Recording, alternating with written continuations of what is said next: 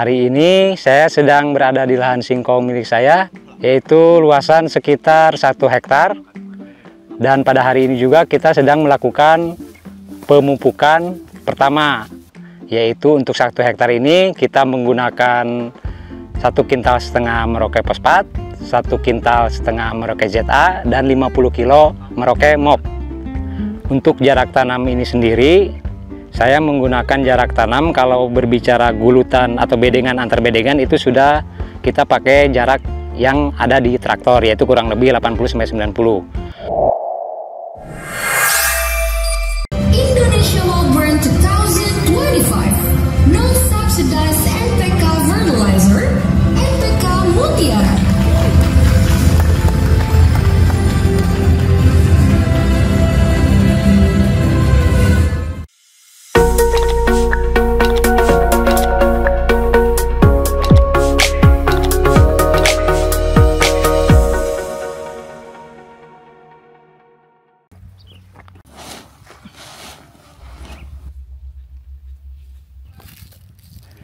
Halo sahabat Mutiara, nama saya Nadir Almasih, petani singkong dari Lampung Tengah. Hari ini saya sedang berada di lahan singkong milik saya, yaitu luasan sekitar 1 hektar. Dan pada hari ini juga kita sedang melakukan pemupukan pertama, yaitu kita menggunakan 1,5 kintal Merauke Fosfat, 1,5 kintal Merauke ZA, dan 50 kilo Merauke MOP, yaitu untuk unsur kaliumnya. Nah sahabat Mutiara, dan untuk pengolahan lahan di awal itu saya menggunakan rotari. Jadi setelah panen tidak semua bibit atau batang ini kita bereskan, kita hanya memilih untuk sekedar bibit. Nah sisanya kita rotari.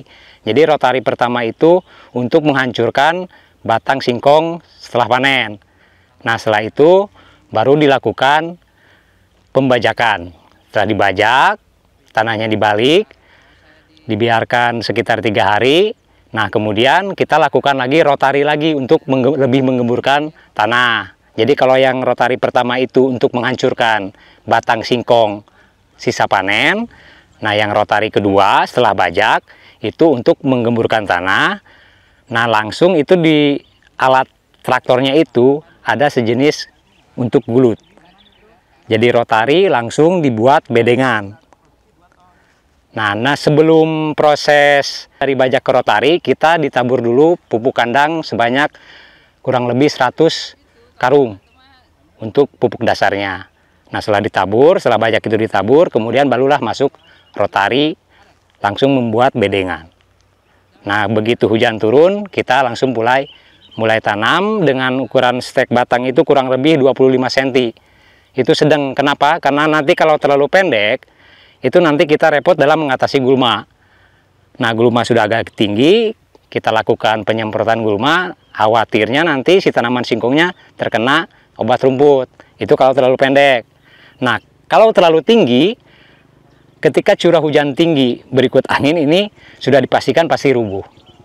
Nah sahabat Mutiara, untuk jarak tanam ini sendiri saya menggunakan jarak tanam kalau berbicara gulutan atau bedengan antar bedengan itu sudah kita pakai jarak yang ada di traktor, yaitu kurang lebih 80-90. Nah untuk jarak antar barisan itu kurang lebih 80-90 per stek. Nah adapun nanti kita masuk ke mulai kapan kita nanam, itu kita tetap menunggu hujan. Jadi kita tidak mengandalkan air dari situ, kita cukup mengandalkan air hujan. Nah untuk pemupukan pertama itu kita lakukan antara 1 bulan setelah tanam atau 2 bulan. Nah untuk sekarang saya pilih pemupukan pertama ini pada usia 2 bulan setelah tanam. Nah untuk itu maka kita menggunakan Merauke Fosfat, Merauke ZA, dan Merauke MOP. Nah untuk fosfat ini kita gunakan yaitu supaya akar, untuk perakaran yang kuat dan supaya batang tetap tegak.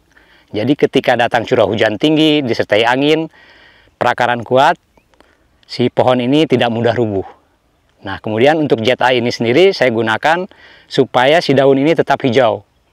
Nah kalau daunnya hijau berarti kan proses fotosintesis akan terus berjalan dengan lancar. Nah kenapa saya pilih Merauke MOP pada pemupukan pertama di umur 2 bulan?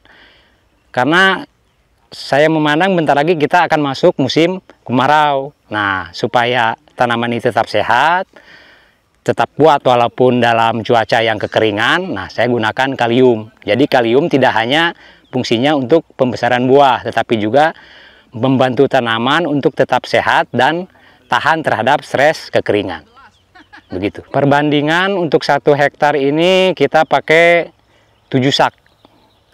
Nah, jadi untuk pemupukan kedua kita gunakan 3 sak Merauke fosfat, yaitu sekitar 150 kilo. Nah, sisanya yang 4 sak ini kita pakai MOP kalium untuk pembesaran pada pupuk kedua ya. Itu pupuk kedua. Kalau pupuk pertama tadi kita pakai fosfatnya 3, kemudian ZA-nya 3, MOP-nya cuma 1 sak. Nah, untuk pemupukan kedua kita dibanyakin kalium.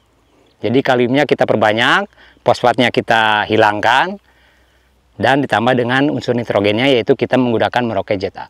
Nah, sahabat mutiara, untuk lahan 1 hektar ini, modal yang saya habiskan sampai dengan panen dari awal, dari mulai kita olah tanah sampai dengan sebelum panen, ini kurang lebih menghabiskan dana 15 juta. Itu keseluruhan berikut pupuk.